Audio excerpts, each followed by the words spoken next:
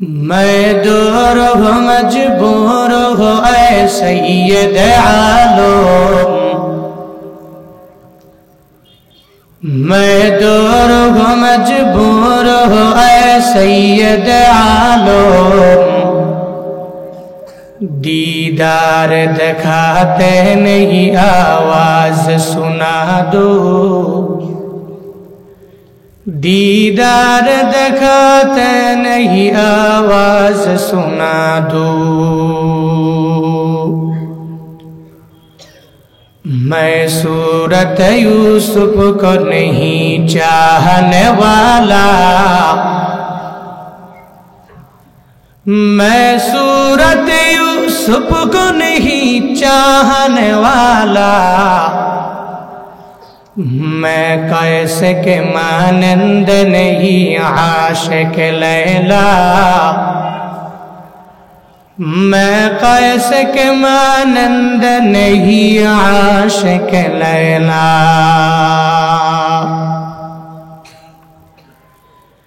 मैं आशिक मौला हूँ, मेरा इश्क दवाना। मैं आशिक मौला हूँ, मेरा इश्क दवाना। ई जुमला जहाँ जिसके तजल्ली से उजाला, ई जुमला जहाँ जिसके तजल्ली से उजाला। अल्हम्दुलिल्लाहिल्लज़ी खलक़ल इंसान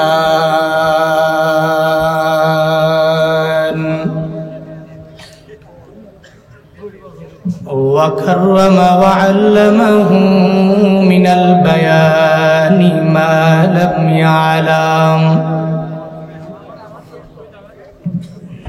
फसुब्हानल्लज़ी ला युहसा इम्तिनानुहु बिल्लिसानि वला बिलक़लम। व अशहदु अल्ला इलाहा इल्लल्लाह वहदहु ला शरीका लह, ला दिद्द लहू वला मिस्ल लहू वला मसील लह। व अशहदु अन्न सय्यदना व सनदना व हबीबना वहबीब रब्बिना व तबीबना व तबीब कुलूबिना व मौलाना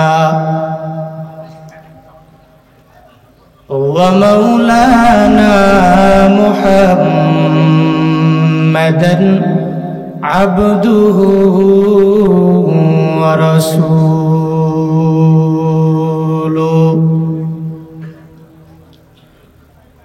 सल्लल्लाहु तआला अलैहि व अला आलिहि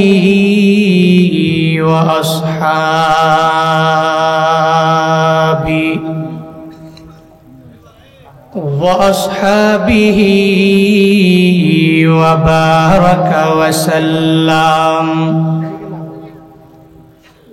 वबारक वसल्लम तस्लीमन कसीरन कसीरा।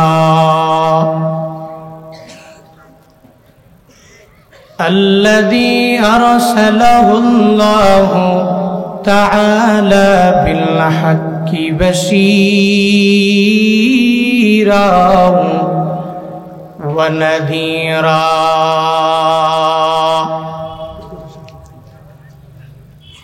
वदाइयन इलल्लाहि बिइज़्निही वसिराजम मुनीरा।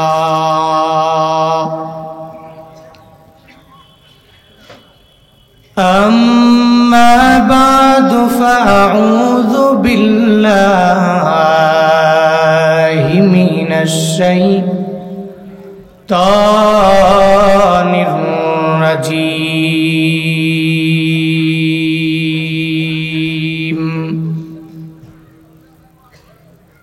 بسم الله الرحمن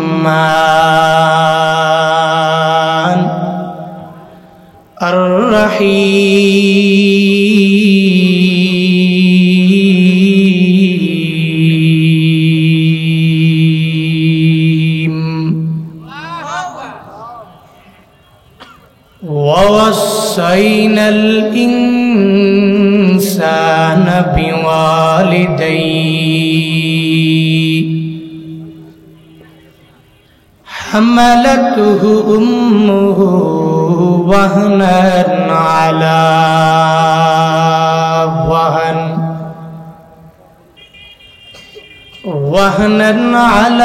وهن وفصاله في عامين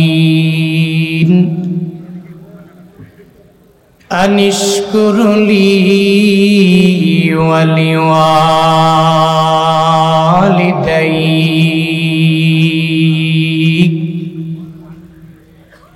إلي المصير.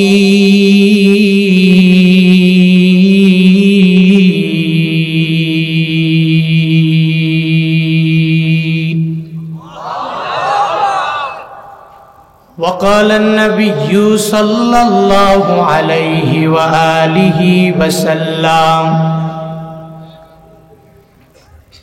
إن من أكبر الكبائر الشرك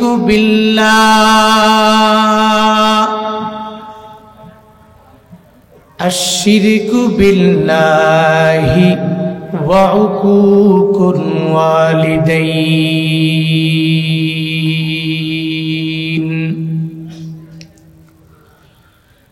أو كما قال النبي عليه الصلاة والسلام.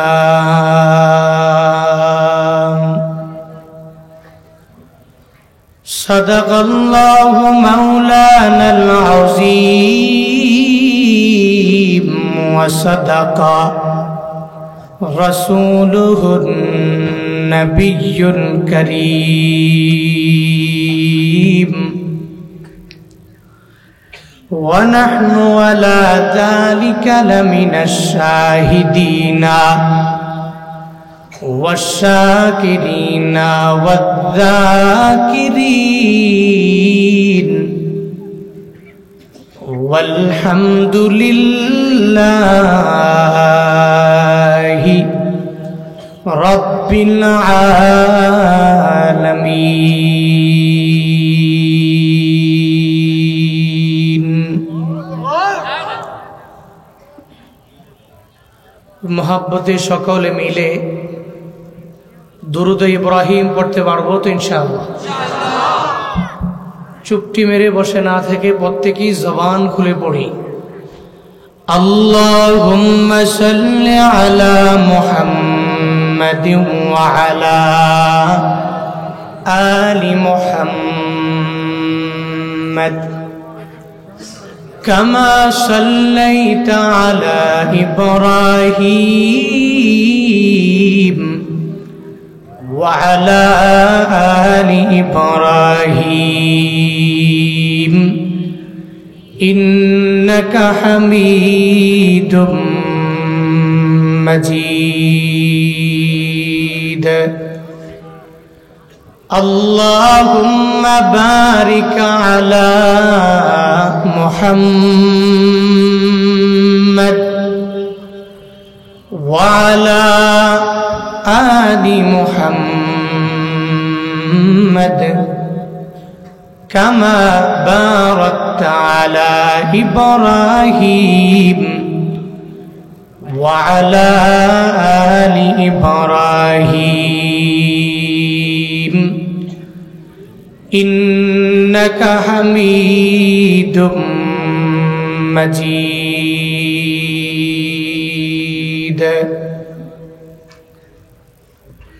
سبحانك لا علم لنا إلا ما علمتنا إنك أنت العليم الحكيم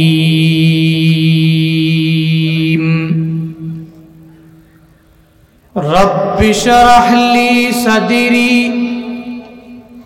ويسر لي أمري واحلل عقدة من لساني يفقه قولي ربي زدني علما ربي زدني علما ربي زدني علما ربي يسر ولا تعسر وتمم علينا بالخير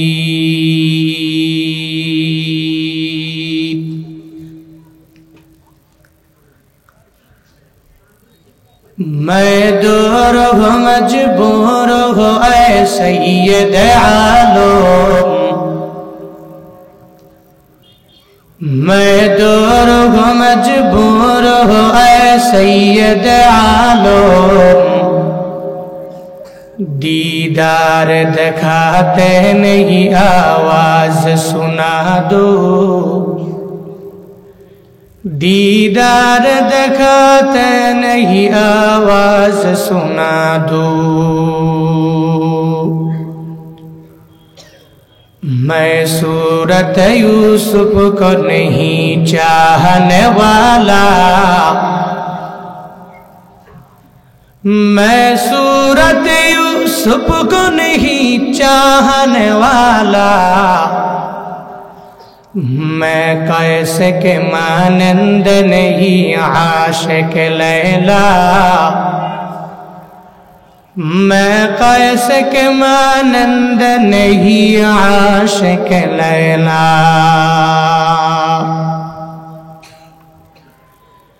मैं आशिक मौला हूँ मेरा इश्क दवाना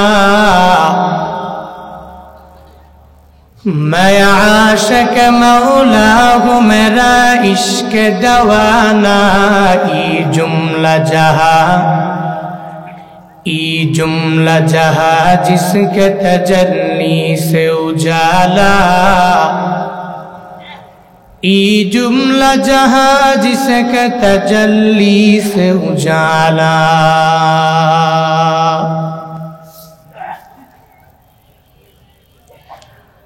জামিয়া মাদিনাতুল উলুম কওমি হাফিজিয়া মাদ্রাসা ও এতিমখানার উদ্যোগে আয়োজিত 2 দিন ব্যাপী 27তম বার্ষিক ইসলামী মহাসম্মেলনের আজ প্রথম দিন 8 ডিসেম্বর 2023 মুবারক এই মজলিসের সম্মানিত সভাপতি সাবেক সরকারি কর্মকর্তা অত্র মাদ্রাসার কমিটির সম্মানিত সভাপতি আলহাজ জনাব মোহাম্মদ মুজাম্মেল হক সাহিব আজকের এই মাহফিলের সম্মানিত প্রধান অতিথি দ্বাদশ সংসদ নির্বাচনে নৌকা মার্কার নমিনি ও সাবেক সংসদ সদস্য জননেতা আলহাজ অধ্যক্ষ মোহাম্মদ আবুল কালাম আজাদ সাহিব আজকের এই মাহফিলে আমার পূর্বেই কোরআন এবং হাদিস থেকে দিক নির্দেশনামূলক বাণী আপনাদেরকে শুনিয়েছেন বিশিষ্ট ইসলামী চিন্তাবিদ কারি হাফিজ মাওলানা মীর মোহাম্মদ খাইরুল ইসলাম দামাত বরকাতহুম। আজকের এই মাহফিলের তিনজন বিশেষ অতিথিবৃন্দ রয়েছেন। জনাব জননেতা মোহাম্মদ মুকিতুর রহমান রাফি, জনাব প্রভাষক মোহাম্মদ শাকিল আকন্দ বুলবুল, জনাব মোহাম্মদ তৌকির হাসান রচি সহ আরও অনেকেই রয়েছেন যারা এই মজলিসে বয়ান করেছেন। মঞ্চে অবশিষ্ট আছেন ডক্টর ফয়সাল আহমেদ সহ ডানে বামে পেছনে সামনে অনেকেই অতিথি রয়েছেন। আপনারাও এই গভীর রাতে দিনমজুর মানুষ, অধিকাংশ যারা নাইটে ঘুমায়, ডেতে কাজ করে, ডে লেবার, কিন্তু আজকে নাইট ডিউটির মতো এই রাত জেগে গভীর রাতে কোরআন এবং হাদিস থেকে বয়ান শোনার জন্য এসে বসে আছেন। শুরুতেই আমাকে উচ্চ কণ্ঠে উচ্চ আওয়াজে জবাব দিবেন, মোবারক এই মজলিস পেয়ে আপনারা খুশি না বেজার? এত আস্তে বললেন, খুশি না বেজার? পেছনের লোকেরা খুশি না বেজার? কি কম খুশি না বেশি খুশি? কারা কারা খুশি না হাত তুলেন তো। ওইটা ভুলে তুলেছে। কারা কারা এই মোবারক মজলিস পেয়ে মন থেকে খুশি হয়েছেন, দুইটা হাত তুলে আল্লাহকে দেখান।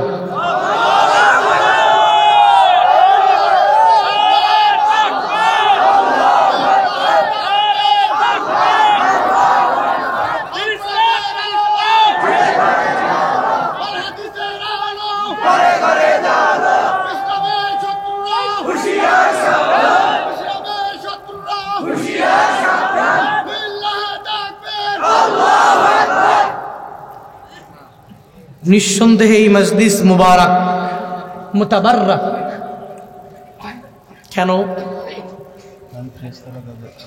3 বছর, 4 বছর, 5 বছর, 6 বছর, 20 বছর এখানে যারা এক নাগারে বয়ান শোনেন, আপনাদের এলাকায় যারা ওই ভণ্ডামি করে, নাচানাচি করে, এসব বক্তাদের আবির্ভাব খুব কম, আমি জানি। অন্ততপক্ষে এই এলাকাগুলোতে হক্কানি উলামায়ে কেরামের পদচারণা বেশি। এই মাদ্রাসা একটা হক মাদ্রাসা, এই মাদ্রাসার আসাতিজায়ে কেরামগণ হক। তো অন্ততপক্ষে নিঃসন্দেহে এতটুকু বলতে পারি, এই মজলিস একটা মুবারক মজলিস। কারণ আপনারাই জবাব দেন, এই যে 3-4 ঘন্টা এখানে বসে আছেন, ধরেন আপনার কোনো স্বভাব হয় নাই, এই 3-4 ঘন্টায় কি কোনো গুনাহ হবে? গালি দিবে, মিথ্যা কথা হবে, গীবত হবে, অন্যের দুশ্চর্চা হবে? হ্যাঁ, একটাও হবে না, গুনাহ হবে না। আর আমাদের মূল মাকসাদ হলো গুনাহ ছেড়ে দেওয়া। আমাদের কথা বলার মাকসাদই হলো মানুষকে গুনাহ থেকে দূরে রাখা। এখন গুনাহ থেকে যেই ব্যক্তি দূরে থাকবে, ও অটোমেটিক আমল করবে। আর নবীজি বলেছেন, ইত্তাকিল মাহারিম তাকুন আবাদান নাস। তোমরা হারাম থেকে নিজেকে বাঁচিয়ে রাখো, তাহলে আল্লাহর কাছে সবচেয়ে বড় দামি বান্দা বলে তুমি পরিগণিত হবা। এজন্য এই মজলিস পেয়ে খুশি হয়েছেন, অনেক বেশি খুশি হয়েছেন। সো এই মজলিস যারা আয়োজন করেছেন, মাদ্রাসা কমিটি, মাদ্রাসার আসাতিজায়ে কেরাম, যারা ছাত্র রয়েছেন, তোলাবা, প্রত্যেকের জন্য শুরুতেই একটু দোয়া করছি, আল্লাহ পাক সবাইকে দুনিয়া এবং আখেরাত উভয় জগতে কল্যাণকামীদের অন্তর্ভুক্ত বানায়া দেন। সকলে বলি আমিন। আরো জোরে পড়েন। সর্বোপরি শুকর ওই রবের যে আল্লাহ পাক আমাদেরকে এই ফিতনা ফাসাদের জামানায় দুনিয়াবি ঝামেলার দিকে মুহতাজ না করে রাহমাতুল লিল আলামিনের হাদিসের ভাষ্যমতে এই বেহেশতের বাগানে আসার, বসার, কিছু বলার এবং শোনার মতো তৌফিক দান করেছেন ওই রবের দেওয়া জবান দিয়ে, রবের দেওয়া শক্তি দিয়ে, রবের শেখানো কালিমাতুশ শুকর সকলে প্রাণ খুলে মন উজাড় করে চিল্লায় একবার করে সমস্বরে পড়ি আলহামদুলিল্লাহ। সর্বাবস্থায় প্রশংসা চলবে কার? আরো জোরে বলেন, আস্তে বলেন, প্রশংসা কার? আল্লাহর প্রশংসা করলে ফায়দা কি? যদি আল্লাহর প্রশংসায় আমি পঞ্চমুখ হই তো আল্লাহ মায়া করে আল্লাহ আমাকে বলবে এই বান্দাটা আমার বান্দা, এই বান্দাটা আমার বান্দা। এটা বড় দামি কথা, মনে রাখবেন। কোম্পানির ম্যানেজিং ডিরেক্টর যিনি এমডি, এই কোম্পানির সুপ্রিম পাওয়ারের অধিকারী তিনি, উনি যদি বলে আমার এই কোম্পানিতে এই যে জিএম এতগুলো, এই সবগুলোর মাঝে একটা জিএম আছে, এটা আমার লোক, যদি ইশারা করে বলে, বলেন তো ওই জিএম এর পাওয়ার কোম্পানিতে বাড়বে না কমবে? ওয়ার্ডের মেম্বার যদি বলে এই লোকটা আমার লোক, ওয়ার্ডে তার দাম বাড়ে না কমে? চেয়ারম্যানের সাথে ঘুরে অনেক পরিমাণ পাওয়া, কারণ সবাই জানে ও চেয়ারম্যানের সাথে ঘুরে চেয়ারম্যানের লোক। মেম্বার অফ পার্লামেন্টের পার্সোনাল সেক্রেটারি যিনি, পিএসডি, তো ওনার ব্যাপারে বলা লাগে না, সবাই সম্মান করে মর্যাদা দেয়, কারণ জানে ও এমপির কাছের লোক, এমপি বলেছে লোকটা আমার, এ কারণেই তো আমার চলা ফেরায় উঠা বসায় আমি যেখানেই যাই না কেন সে আমার সফর সঙ্গী, সো সে আমার খুব ক্লোজ লোক, সে আমার। এজন্য মেম্বার অফ পার্লামেন্টের পাশাপাশি তার পিএস এরও মানুষ যথেষ্ট পরিমাণ দাম দেয়, সম্মান করে, চোখ রাঙ্গিয়ে তাকায় না। আচ্ছা বলেন তো ওই এমপি, ওই মেম্বার, ওই চেয়ারম্যান, ওই কোম্পানির ম্যানেজিং ডিরেক্টরের যতদিন পর্যন্ত পাওয়ার থাকবে, তিনি যদি বলে এই লোকটা আমার, ওই ব্যক্তির পাওয়ার কি কমবে না বাড়বে? যেদিন পাওয়ার শেষ ওই দিন পিএসও খাওয়া নাই। তখন যদি বলে যে এই লোকটা আমার লোক, খাওয়া নাই, কারণ তার পাওয়ার নাই। আল্লাহ পাক কয় বান্দা যখন আমি রবের কৃতজ্ঞতা প্রকাশ করবে, আমি আল্লাহকে বন্ধু বানাবে, আমি আল্লাহর ক্ষমতা পাওয়ার 5 বছর 10 বছর 15 বছর 20 বছর লাগাইয়া এমনটা নয়, আল্লাহর পাওয়ার দুনিয়া এবং আখিরাত। যদি আল্লাহকে বন্ধু বানাতে পারো তাহলে দুনিয়া এবং আখিরাত উভয় জগতে তুমি কামিয়াব হয়ে যেতে পারো। দুনিয়াতে তো মেম্বারের গুণগান কম গাও নাই, এমডির গুণগান কম গাও নাই, চেয়ারম্যানের গুণগান কম গাও নাই, লিডারের গুণগান কম গাও নাই। লিডার যদি চরিত্রহীন লম্পট হয়ে থাকে, এরপরেও লিডারের ব্যাকগ্রাউন্ডে গিয়ে একটু নিজেকে জাহির করার জন্য বলেছো নেতার চরিত্র ফুলের মতো পবিত্র বলেছো, কিন্তু যেই রব তোমাকে আমাকে বানিয়েছেন ওই রবের প্রশংসায় আজও পর্যন্ত বান্দা তুমি পঞ্চমুখ হতে পারো না। কপাল পোড়া, আজও তুমি রবের আদেশ মেনে 5 বেলা নামাজে যেতে পারলে না। আজও তুমি রবের আদেশগুলো পেয়ে রমাদানের 30টা রোজা রাখতে পারলে না। আজও তুমি আল্লাহ পাকের আদেশগুলো মেনে নিষেধগুলো থেকে নিজেকে বিরত থেকে চলতে পারলে না। এক রবের প্রশংসা করা লাগবে। পারবো তো? পারবো তো ইনশাআল্লাহ। আল্লাহ পাক রবের প্রশংসায় পঞ্চমুখ হওয়ার তৌফিক আমাদের সবাইকে দান করেন। আরো জোরে পড়েন আমিন। বয়ান তো আপনার এখানে অনেক হয়েছে, সুন্দর বলেছেন। আমার আগেও অনেক নেতৃবৃন্দরাও আপনাদের এলাকার কথা বলেছেন, বয়ানের মাঝেই অনেক কথা শুনেছেন, অনেক ধৈর্য ধরে বসে আছেন। বয়ান তো করবে বড় বড় বক্তা, আমরা আর কোনো রকম বলি আর কি। এই জন্য যা বলি, যতটুকু বলি, একটু ধৈর্য সহকারে বসে থাকতে পারবেন তো ইনশাআল্লাহ? নাকি আমারে রাইখে এইসব দৌড়? হ্যাঁ, আখিরে মোনাজাত। আমি বেশি নাইট করব না, কারণ আমারও তো ফজর পড়া লাগবে, আপনারও পড়া লাগবে। সো অনেক রাত করাটা মুনাসিব না, আমি করিও না, এটা আমার ব্যক্তিগত সিদ্ধান্ত। যত আগে শেষ হবে একটু ঘুমিয়ে মানুষ নামাজ পড়তে পারবে। সো বেশি রাত করবো না, কষ্ট দিব না। যতক্ষণ থাকবেন একটু আখিরি মুনাজাত দিয়ে বাড়ি যাবেন। পারবেন কারা কারা দুইটা হাত তুলে আমার আল্লাহকে দেখায় দেন। পারবেন তো ইনশাআল্লাহ? আল্লাহ পাক তৌফিক দান করুক, সকলে বলি আমিন। আরো জোরে পড়েন আমিন। খুতবায় যে আয়াতে কারিমা তিলাওয়াত করেছি, আল্লাহ পাক ওই আয়াতে দুনিয়ার সব মানুষের কাছে ওসিয়ত করেছেন। কি করেছেন? ওসিয়ত। উপদেশ একটা, আদেশ একটা, ওসিয়ত আরেকটা।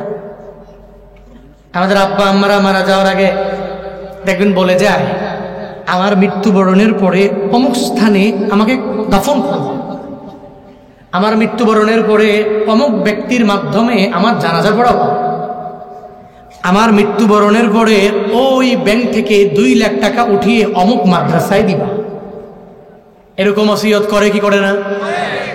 কথা বলে না কেন? করে কি করে না? এরকম ওসিয়ত করে। এই ওসিয়ত বড় দামি। ব্যক্তির মৃত্যুবরণের পরে এই ওসিয়ত তার সন্তানেরা, তার উত্তরাধিকারী যারা আছে, এরা সবাই মানা লাগবে, মানতে হবে, ওয়াজিব। এই ওসিয়ত যদি দুনিয়ার ব্যক্তি আরেক ব্যক্তির কাছে করার পরে মানা ওয়াজিব হয়, আল্লাহ পাকের ওসিয়তটা কি দামি না কম দামি? দুনিয়ার মানুষের মতো দামি? হ্যাঁ, আল্লাহর ওসিয়তটা অনেক পরিমাণ দামি। ওয়াসাইনাল ইনসানা বিওয়ালিদাইহি হামালাতুহু উম্মুহু ওয়াহনান আলা ওয়াহান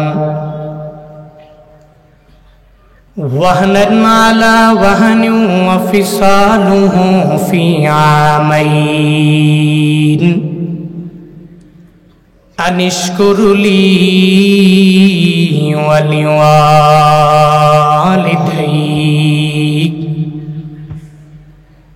ইলাইয়াল মাসীর।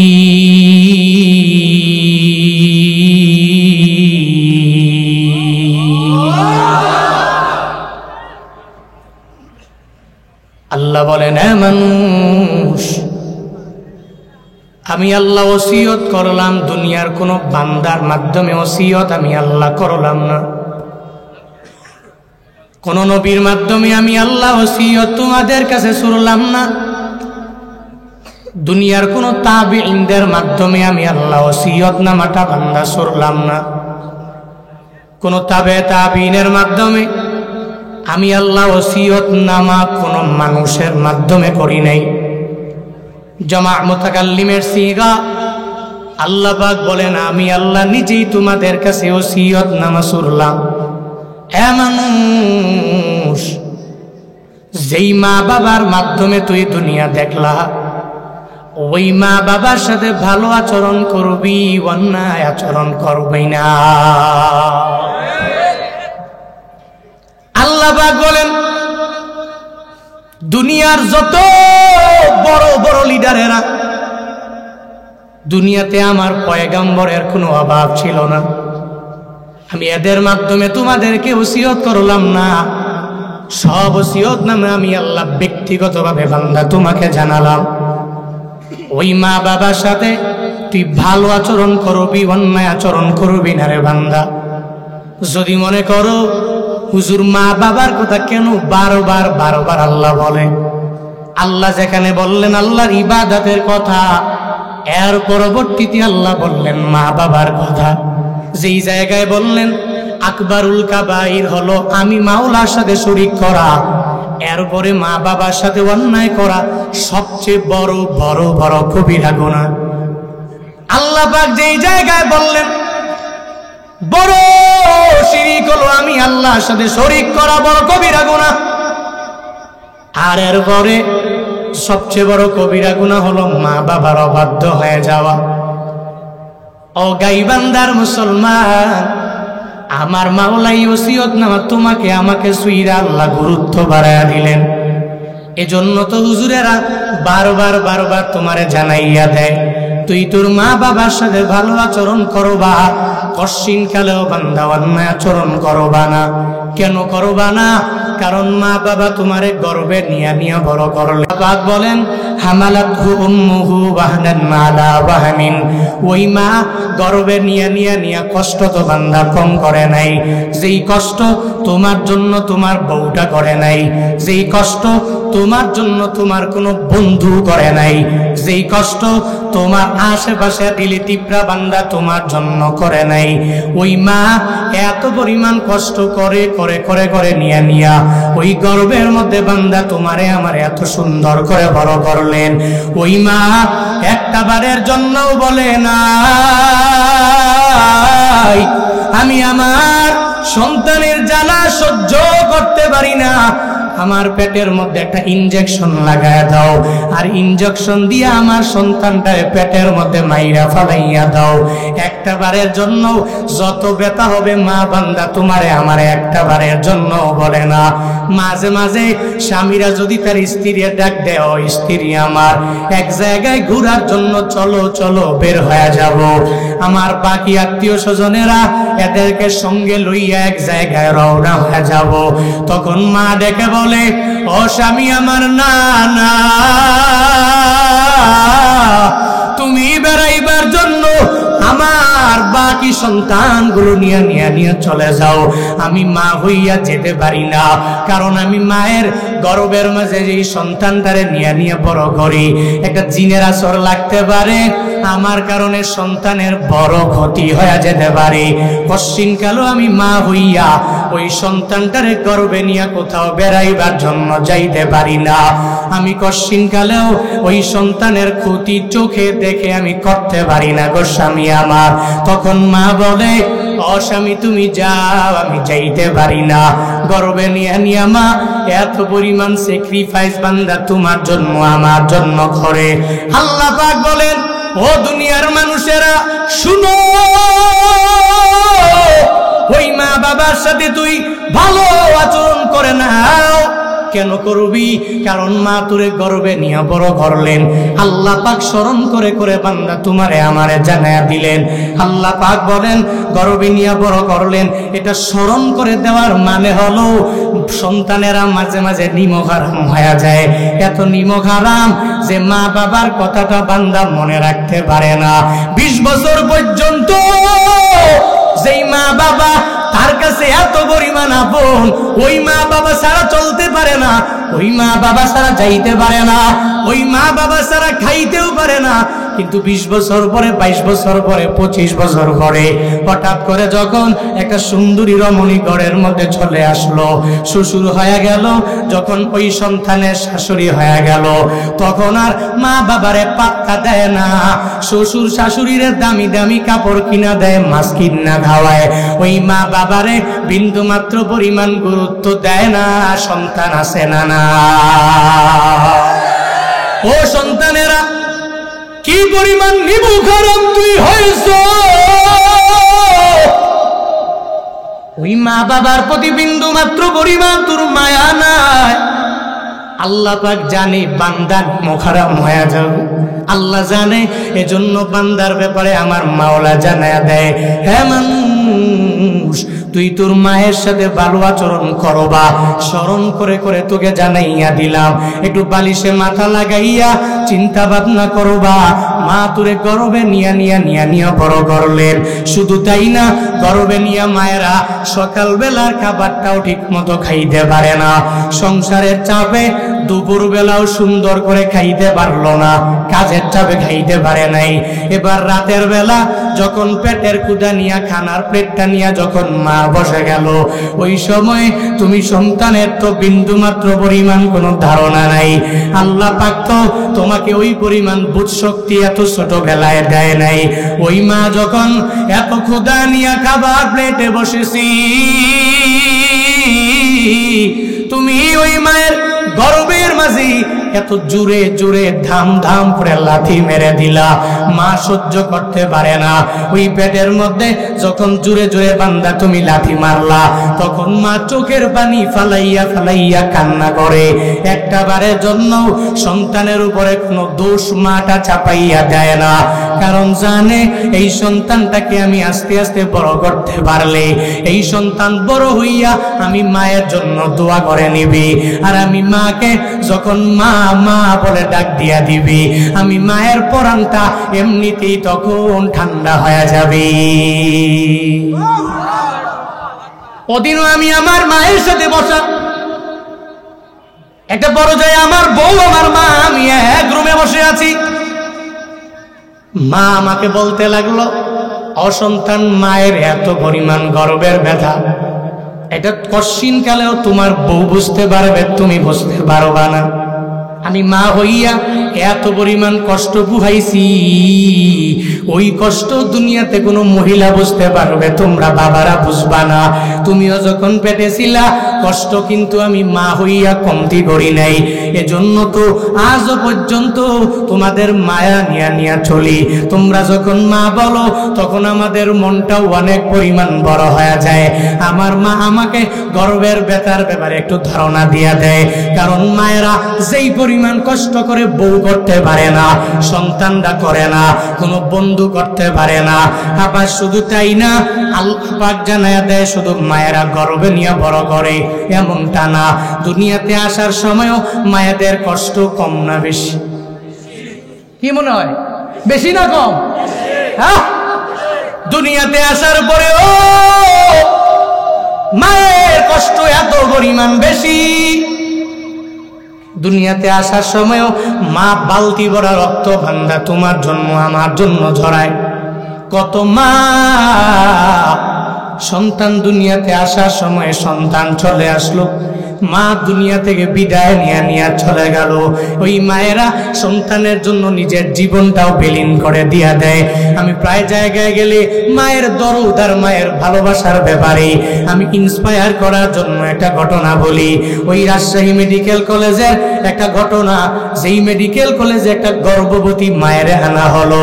দেখবেন মায়েরা যখন গর্ভবতী হয়ে যায়, প্রেগন্যান্সি হালাতে যখন বাচ্চা হবে, প্রসব বেদনা শুরু হয়ে যায়, তখন ওই মায়ের দুইরা হসপিটালের বেডের মধ্যে শুয়াইয়া দেওয়া হয়।